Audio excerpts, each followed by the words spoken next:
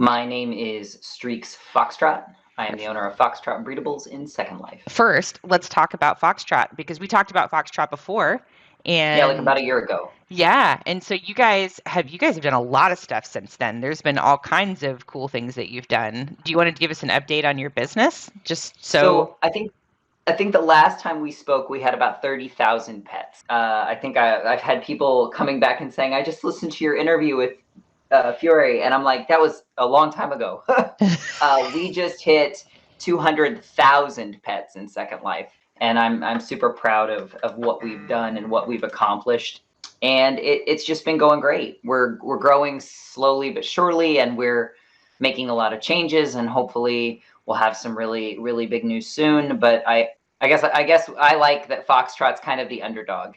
It's the poor man's breedable, but it's really been great, and it's really helping my employees' lives, and it's helping all kinds of people, and that's what I wanted it to do. I don't want Oh to be yeah, covert sorry. about Yeah, what we we're are talking talking about. about BonnieBots. BonnieBots.com is a website that is basically the output of a series of, I don't want to say an army of bots, but a bunch of bots in Second Life that kind of go around and collect information about where residents are. Let me start by saying that for customers, when I showed my husband the BonnieBots website, right? Because I was like, Mhm. what?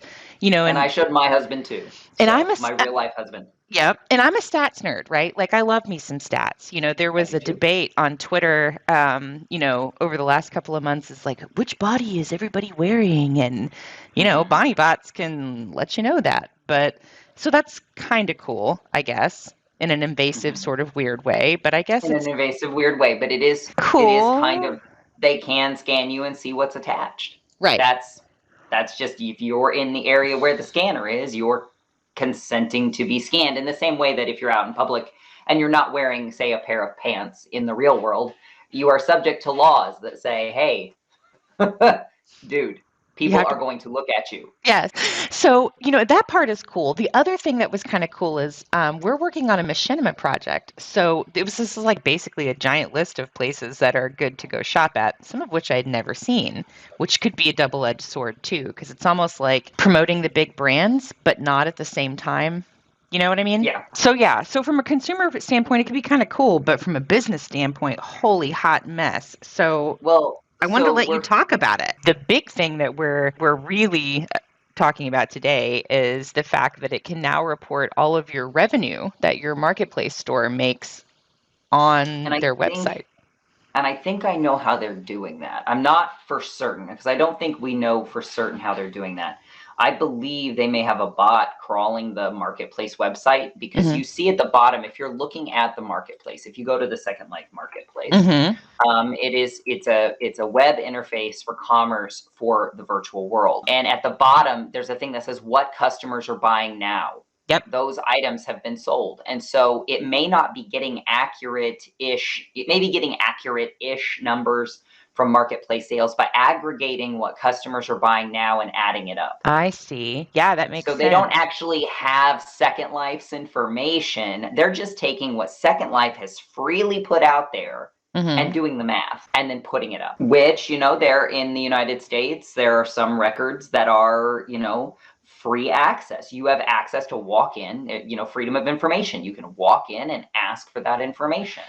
I guess the question about the marketplace is if you consent to sell in the marketplace, are you consenting to letting people know your total sales? And was that implied when started it, when you signed up?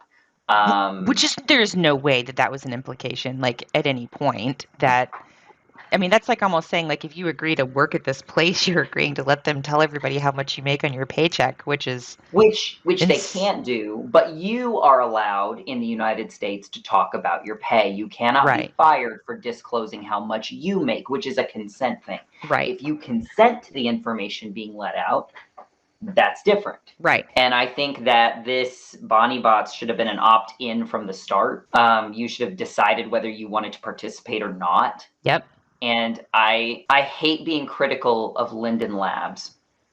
I do, because Yeah. they have been such a boon for me. They have given me a wonderful place to meet people and make things and make these good lasting connections that I've had my entire life. Yeah. And to make my business, grow my business, a place where my customers and I can get together. But I believe that and I have customers, I collect customer data. Yeah. Like I do. And now I can't talk about individual customers, but I have that. I have 1,509 customers. Yep. And so that's a general number. That kind of data, I don't mind. If they said let's just, for example, say they got in the marketplace and said the Catwa, head of this was the best-selling head for 2023. That's fine. That's just like a fact. Right. How much they made on that head is nobody's business but Catwa's. Right. Like nobody needs to know their net or their gross. That's super invasive. And I feel like because there are no policies or barriers in place to prevent this from happening, that you wonder whose responsibility it is. Is it Linden Labs' fiduciary responsibility when the community says our data is being compromised? Is it their responsibility to ensure that it's not? Or, and I'm like, props go to them for actually speaking to Bonnie Bots. Mm-hmm, mm-hmm. But they aren't associated with each other. There was a tweet today and someone says, I'm making a note here at making_note on Twitter. This was a public tweet is the only reason I'm reading it. And it says any scripter with their salt can do it. Now I saw that one. I saw that too. And that shows if you're a basic account, a premium account, or a premium plus account. My response was the everyday user, the general public, the general residents, the majority of people in Second Life are not scripters. No. And we've well proven that since we're hiring an onboarder to help the people learn how to even dress their avatars. So let's be real. They're not scripters. Yeah, they're not. And I think that is, it's great to point out that it can be done. We need to know how it's done. I think it's important that we're educated. I think that tweet is super important to the conversation.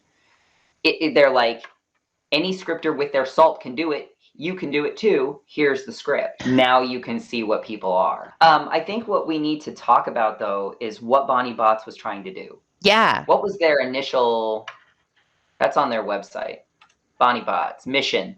The worst part of Second Life is finding where everyone else is at. Bonnie Bots is attempting to find new ways for residents to connect and navigate Second Life. That's all fine. I'm fine with all of that. Our goal is to support and promote the Second Life community while encouraging more active participation.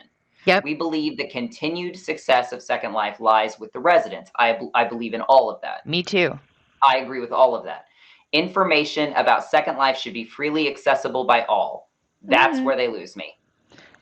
Yeah. What do you mean? What kind of information? But information about Second Life is one thing. Information about individual avatars and how much money they're making on their marketplace stores If it was just a list of the top 100 shops on the marketplace in no apparent order, top to bottom, if that money bar was gone, yep, that earnings bar, none of us would have a problem. I think they need to take the premium plus, and then the basic account thing out of the avatar search and get the money gone, and we wouldn't have a problem with it. I know why. The way I explained to my husband last night when I showed him the earnings of the accounts on the marketplace page, and I'm still tracking on that to see how many people redact. Mm-hmm. By the way, that just takes their store name off, hides it. Yep. Their dollar signs are still there. I did check page source. It does redact from the page source. So they are killing it, but they're keeping the data. They are. It's just unnamed data. Yep. The thing is, I asked for an opt-out that would remove me out of the merchants list. I'm not on the merchants list, by the way. Mm-hmm. No breedable companies are. Mm-hmm. No pet companies like Gion's not in there. There's no animal companies are in these top things. Mm-hmm. These are clothing stores, mesh body stores, sex shops. Sex shops, yeah, definitely some sex shops. and decor stores, big ones. And people say, well, it's not a real money, but we can easily all go to secondlife.com and convert these dollars into what it would be. For sure. And some of these people are making bank because that's only off of their Second Life marketplace sales. The top marketplace seller has their stuff redacted, and it still says 2,153,757 Linden in a 14-day period. Well, and if you've been following it, you know exactly who that is. And yeah. And redacting doesn't do anything. Well, and that was going to be my next thing too, is I almost wonder how many people are now telling those top 3 sellers, if they know who they are, we know how much money you make, you should give us free stuff. It opens the door for irresponsibility, for phishing, for I want my money back, you can afford it, I don't like your product. Yeah. You know, it opens the door to things. And also when hiring. Yes. Well, I should get more money because I know how much y'all make. Because I know how much y'all make. Yeah. And that puts owners in a precarious position for negotiations. And if we're going to show the earnings of a few, we need to show and that doesn't help anything at all to show the earnings of everyone. We should just not be showing the earnings at all. Right. Like, I mean, unless they want to show their earnings. Yes, again, opt in. Exactly. Now, what my big deal is their opt out isn't an opt out. They totally hide it. Like they hide it. It's not an opt out. When you opt out, the definition of opt out is to choose not to participate. Yep. That is what it means. I do not wish to participate. What they are doing is called a masking. Yep. They're just masking people's names. I opted out yesterday around 10 in the morning. My avatar came out of search late last night. I wasn't in the market thing, so I'm not there. But if I were to get there, I would be redacted if I climbed up into that list for whatever reason, but I'm not. But if you go to regions, I own a company called Foxtrot. Our region is Foxtrot. And if you search Foxtrot and you click the region name, my name is right there. See, there are, and you can click Foxtrot next to moderate. You can click Foxtrot and see my name. Yeah. You can see there's 3 people on my region. And if I click your name, it takes you straight to your profile. On the Second Life website, which these ones on the Second Life website are very hard to find unless you have the UUID of that avatar. That is true. You can see world.secondlife.com resident my UUID. Yeah, that's true. So that means that they're using UUIDs. And I think we're both agreeing, right? Like nobody's debating on whether or not this is accessible information. You know, like we know that you have to get in order to get on Firestorm has to be able to get all of this stuff to be able to make a viewer. That's not what we're talking about. We're talking about this is like it's like a weird, dirty business virtual secrets or something. Like this is the Jurassic Park conversation. Yeah, but your scientists were so preoccupied with whether or not they didn't stop to think if they should. Yes. Bonnie Bots spent too much time trying to see if they could rather than ask if they should. And I think that's the point. That the residents, especially those of us on Twitter, because people have tried to talk about this in the Second Life forums and were shut